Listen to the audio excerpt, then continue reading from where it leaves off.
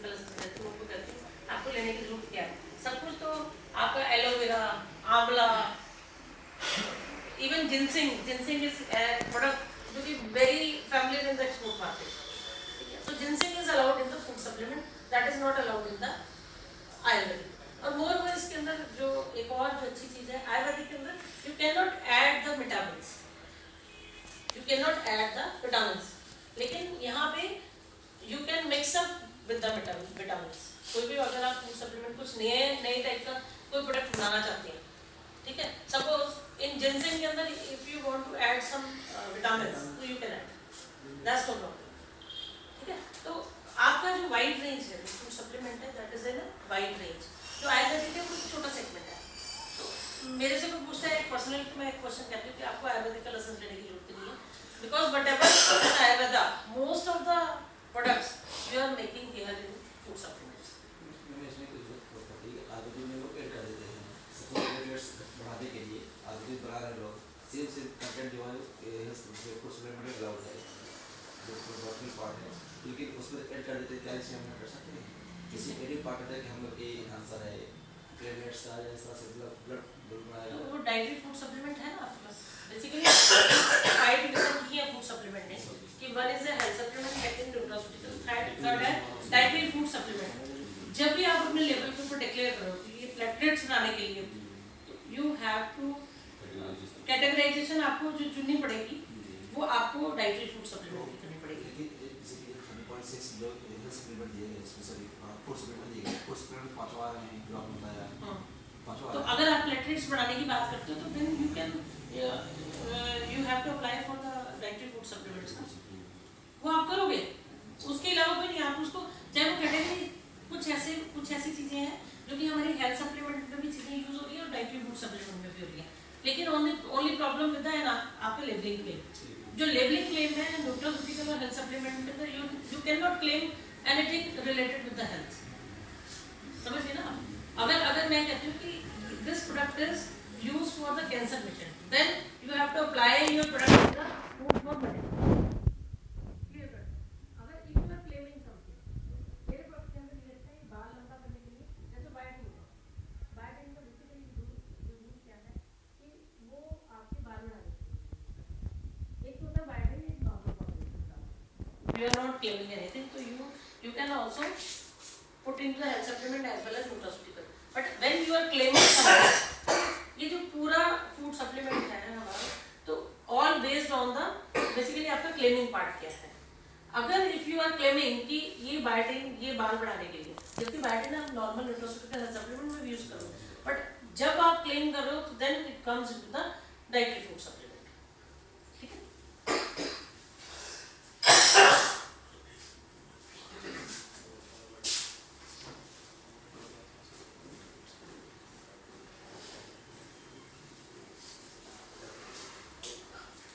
इसके अंदर हम बात करते हैं जीएमपी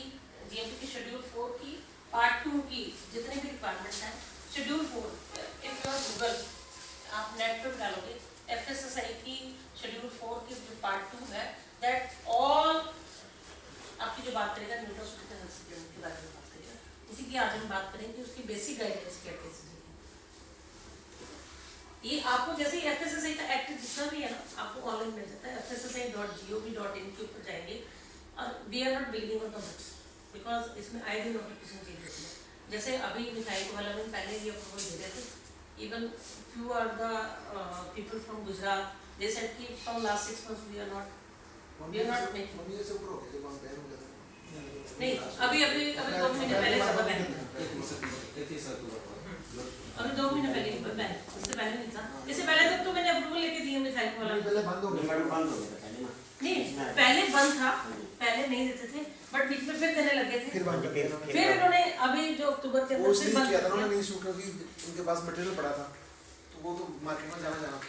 दिक्कत उसके लिए उन्होंने दोबारा लेकिन आप अक्टूबर से फिर बैन कर दिया। और मैं आपको अगेन कह रही हूँ कि हमारे जो डीओ साहब हैं उन्होंने मुझे स्पेशली बोला कि जो अम्बाला पंचकूला की कंपनी है, बिकॉज हमारे अम्बाला पंचकूला के जो वो है वो डीओ सेम है, ठीक है। तो जितने भी अम्बाला के यूनिट्स हैं और क्योंकि सबकी लिस्ट आ गई मेरे पास तो पूरी हरियाणा की लिस्ट आएगी, ऐसे सेम हिमाचल में आएगी। हिमाचल के अंदर आपके बद्दी और आपको तो पंचकूला में पड़ेगा, आपका कालाम में तो डिस्ट्रिक्ट सिरमौर के अंदर बद्दी के अंदर एल डी ठाकुर साहब है, उनको भी सेम डेक्लेरेशन देनी पड़ेगी हमें कि we are not working with high development, because central CDSCO ने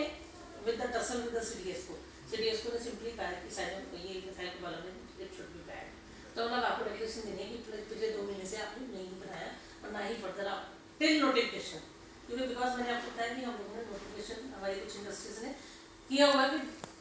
बेसिकली मैंने आपको बताया कि इसके अंदर डोजेज फॉर्म पे चक्कर है कि डोजेज फॉर्म अगर कम है तो that comes into the food supplement, dose ज़्यादा है तो दैट कम्स इनटू जो इसकी डोज फॉर्म है we have to follow articles. अभी कल एक ग्रुप के अंदर हमारी डिस्कशन हो रही थी कि क्या चीज़ यूज़ करें हम, बिकॉज अगर ICMR की गाइडलाइंस के अंदर अगर आप जाकर देखोगे तो मेन के लिए डिफरेंट है, वुमेन के लिए डिफरेंट है, मॉडरेट डिफरेंट है। If you are not claiming anything कि this product is useful for men और वुमेन, किसी चीज़ को नहीं डिक्लेयर करते, then you can take as a moderate, ठीक है। और अगर आप क्लेम करते हैं वुमेन के तो then you have to opt, जैसे रिवाइटल के केस के अंदर क्या है कि Revital for men, Revital for women, तो then you have to follow the specific rules regulation जो ICMR की गाइडलाइंस है कि RDA वैल्यू क्या कह रही है, मेन के लिए क्या कह रही है, तो you have to follow that RDA norms. If you are talking about the this product is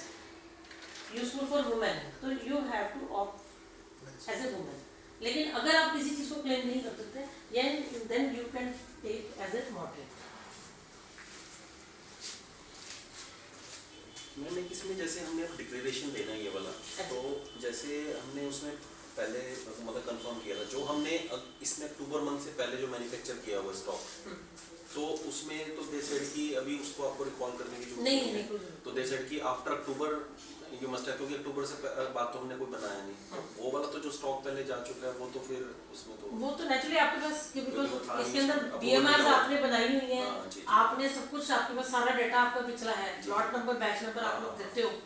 dispatch date पर सारा कुछ है, वो अगर अक्टूबर से पहले का तो कोई प्रॉब्लम नहीं, उसको फिलहाल रिकॉल की कोई ऐसी बात नहीं है, लेकिन अभी ये डिक्लेरेशन हमें देनी है कि till further notification we will stop, ठीक है। तो वो मेरे हिसाब से, क्योंकि मेरे से डायरेक्ट जो DO हमारे पंचकूला और अम्बाला के यूनिट्स हैं, उनके लिए मेरी बात हुई है, इवन जो लोग नहीं आए उनको भी ये डिक्लेरेशन देनी है, बिकॉज DO साहब का सुबह भी मेरे को फोन आया कि मैडम आपने डिक्लेरेशन देनी है, तो वो we have to give them the declaration, because otherwise they will come to your factories as a surveillance audit, they will come to your factories अगर कोई डिक्लेरेशन नहीं देता। तो मैंने उनको बोल दिया था sir all companies are known to me, तो ऐसी कोई प्रॉब्लम नहीं, we will take the declaration from them, कोई प्रॉब्लम नहीं, हम दे देंगे, जो नहीं देगा तो फिर वो खुद आएंगे आपकी कंपनीज में इंस्पेक्शन करने के लिए। जैसे जो भी फैसिलिटी है, if you are planning in new area या आपका ऑलरेडी जो एरिया है जो बना हुआ है, देखो उसके अंदर क्या होता है कि कोई भी प्रिवेंशन की बात अगर हम करें तो we have to take care, ज़्यादा करना पड़ता है इसमें कंपनीज में। लेकिन अगर सपोज आप कोई नया एरिया बना रहे हो, अब इसके अंदर जो बात की है फैसिलिटी कैसी होनी चाहिए, बेसिकली तो ये आपकी स्टार्ट होने से पहले की जो पैरामीटर्स है कि हाउ यू कैन सेलेक्ट, उसके लिए बात है। लेकिन ऑलरेडी आपकी कंपनीज बनी हुई है तो उसके अंदर जो बात की उसमें थोड़ी प्रिवेंशन आपको जरूरत है। जो भी आपका एरिया है वो पोल्यूशन फ्री होना चाहिए, एनवायरमेंटली सेफ एंड साउंड होना चाहिए, उसके आसपास किसी तरह का कोई जैसे पोल्ट्री फार्म है, बिकॉज दैट इज अगेन जहाँ पे पोल्ट्री फार्म होगा वहाँ पे आपकी फ्लाइज बहुत ज़्यादा होती है, that also effect on your products. तो उसके अंदर हमने बात की है कि ये फ्लाइज नहीं होनी चाहिए, ठीक है। तो अगर वो फ्लाई नहीं होनी चाहिए उसका एक बेसिक कॉज ये है कि आपका जो ग्रीन एरिया होना चाहिए, आसपास किसी भी तरह का पोल्यूशन, कोई आपकी कोई चिमनी से ज़्यादा धुआं निकल रहा है, कोई कार्बन वाली फैक्ट्रीज है, तो वो एरिया नहीं होना चाहिए, कोई पोल्ट्री फार्म के पास नहीं होना चाहिए। दीज आर द क्राइटेरियाज, ठीक है। मतलब prone to infections of pest, मतलब आपकी जितने भी पेस्ट हैं, पेस्ट बेसिकली यही है, मक्खी मच्छर, कहीं गार्बेज एरिया नहीं आपके सराउंडिंग होना चाहिए, ठीक है। अगर गार्बेज एरिया सराउंडिंग में ज़्यादा होगा तो नेचुरली इफेक्ट ज़्यादा मक्खी मच्छर हर तरह की प्रॉब्लम आएगी, ठीक है। और जितने भी जो वेस्ट मटेरियल है उसका जो डिस्पोजल है that should be in proper way. ये नहीं कि कूड़ा करकट का ढेर ही आपकी फैक्ट्री के बाहर होगा, because you people are dealing with the food industry, तो आसपास अगर आपका गार्बेज एरिया तो you can also write application to the municipality also कि हमारा जो एरिया है ये हमारा फूड प्रोडक्ट के साथ हम ये चीज़ें बनाते हैं, तो जो हमारा वेस्ट डिस्पोजल का area that should be far away. और दूसरी चीज़ें रेजिडेंशियल एरिया में नहीं होना चाहिए आई बिलीव आपका,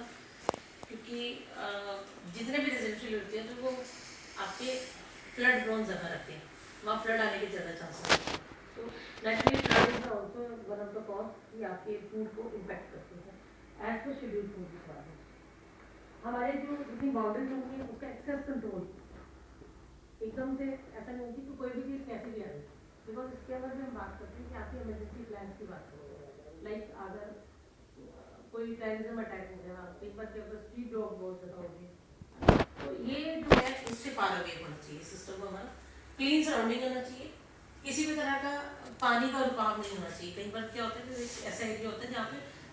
पानी की स्टेगनेंट ज़्यादा रहती है, वाटर स्टेगनेंट ज़्यादा रहती है, ये रुक जाता है वहाँ पानी, तो that should be avoided from the factory part. ये सब चीज़ें आपने, ये बेसिकली आप लोगों की फैक्ट्रीज बनी हुई है, अब उसके थोड़े से अगर हमें लगता है कि हमारे 1 किलोमीटर पे ही हमारी कोई पोल्ट्री फार्म है, तो we have to more conscious for the flies, ठीक है, उसके हमें प्रिवेंशन ज़्यादा करने पड़ते हैं फॉर दैट पार्ट।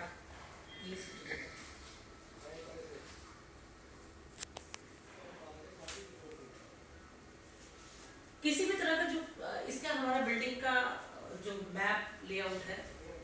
वो हमारे एक फ्लो एक्टिविटी में माना गया कि एक तरफ से हमारा रॉ मटेरियल आए, दूसरी तरफ से डिस्पैच चला जाए। अगर सेम ही एरिया के अंदर रॉ मटेरियल आ रहा है और सेम ही एरिया के अंदर आपका डिस्पैच हो रहा है, तो that is not a ideal flow as per GMP. GMP आप समझ गुड मैन्युफैक्चरिंग प्रैक्टिसेस के अंदर आपका फ्लो प्रॉपर्ली होना चाहिए। थोड़ा सा बताओगे आपको जीएमपी आपकी फैक्ट्री में कैसा हो रहा है? जीएमपी जैसे हमारा गाड़ी आती है, रॉ मटेरियल आया है, तो उसको पहले गाड़ी चेक करना चाहिए, यूज़ करके गाड़ी प्रॉपर नहीं है, जो मटेरियल आ रहा है वो सेम है, कहीं से कटा फटा तो नहीं है। उसका उतारने से पहले जो अपना एयर कार्टन लगा है वो चलाना पड़ता है ताकि मटेरियल अंदर जा रहा है तो उसके साथ कोई इंसेक्ट वगैरह या कोई डस्ट वगैरह ना जाए। अंदर उसके लिए जो नीचे पैलेट्स रखे होते हैं उसके ऊपर मटेरियल रखना सारा, उसको पूरा कवर करना ताकि कोई अदर जो उसमें टर्माइट की प्रॉब्लम हमारे यहाँ बहुत ज़्यादा, टर्माइट इज बेसिक ऑल्सो है ना, हम हरियाणा पंजाब हिमाचल की बात करें, शायद हिमाचल में टर्माइट थोड़ा कम है, बाकी हरियाणा पंजाब में तो बहुत सारा टर्माइट, तो हमें उससे भी अवॉइड करना। तो इसके लिए एफएसएसआई ने जो हमारी गाइडेंस दी है, एफएसएसआई की क्लियर कट इंस्ट्रक्शन है कि कोई भी चीज़ वाइल यू आर स्टोरिंग, तो आपका 8 इंच की दूरी आपकी फ्लोर के साथ और 18 इंच की दूरी हमारी वॉल के साथ, ठीक है। तो ये क्लियर कट गाइडलाइंस है, what ever they had put. कुछ चीज़ों पे हमारा एफएसएसआई साइलेंट है, बट कुछ चीज़ों के अंदर इन्होंने जो स्पेशली लिखा हुआ है, you have to follow that activity. आपकी इसमें जो बात की हुई है वर्किंग स्पेस, इन्होंने कई साइज आपको मेंशन नहीं किया हुआ। Suppose you have a tablet section, you have a capsule section, you have a ornament section, ornament to allowed liquid section है। तो like in Ayurveda they have specified भी 100 स्क्वायर फीट का होना चाहिए या टोटल एरिया हमारा 1200 गज के अंदर होना चाहिए, but in FSSI act they had used adequate, ठीक है, they had not mention any area. Drug के अंदर भी आपको मेंशन किया हुआ है कि वॉल का साइज क्या, रूफ का साइज क्या होना चाहिए, वॉल का साइज क्या होना चाहिए और कितने बाई कितने का एरिया होना चाहिए, but in FSSI they had not mention, they had just mention कि एडिक्वेट साइज होना चाहिए। मतलब आपका टैबलेट सेक्शन अलग होना चाहिए, कैप्सूल अलग होना चाहिए, लिक्विड अलग होना चाहिए, बट उसके अंदर साइज कितना होना चाहिए इसके लिए एफएसएसआई कहीं मेंशन नहीं किया, साइज मेंशन नहीं किया, they just put as adequate. आपका जो इनवर्ड आउटवर्ड व्हीकल मूवमेंट है वो प्रॉपर्ली होनी चाहिए। आपकी जो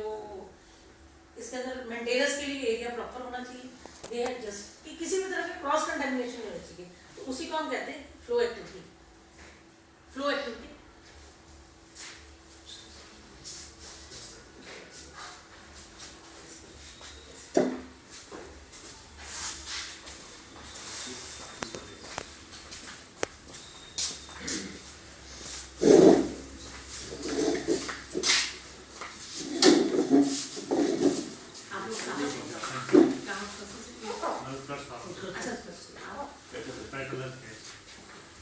चलो registration part in the mean we will do. तो बेसिकली आज जो डिस्कस कर रहे हैं, मैं थोड़ा समराइज कर देती हूँ, मेरे ख्याल ऑलमोस्ट पीपल आर कवरिंग कि हमारा जो हेल्थ सप्लीमेंट है that is category in the 5 category. One is a health supplement, second one is a nutraceutical, third one is a dietary food, and fourth one is a food for medicinal use, and fifth one is a novel food. ठीक है, और health supplement के अंदर और nutraceutical के अंदर बड़ा छोटा डिफरेंस है। डाइटरी फूड सप्लीमेंट क्या है? Dietary food supplement, if you are claiming anything कि आपके इस प्रोडक्ट को यूज करने के बाद इसका ये बेनिफिट है, लाइक आज इसको खाने से हमारे बाल लंबे होते हैं, तो that comes into the dietary food supplement. And food for medicinal use, if you are claiming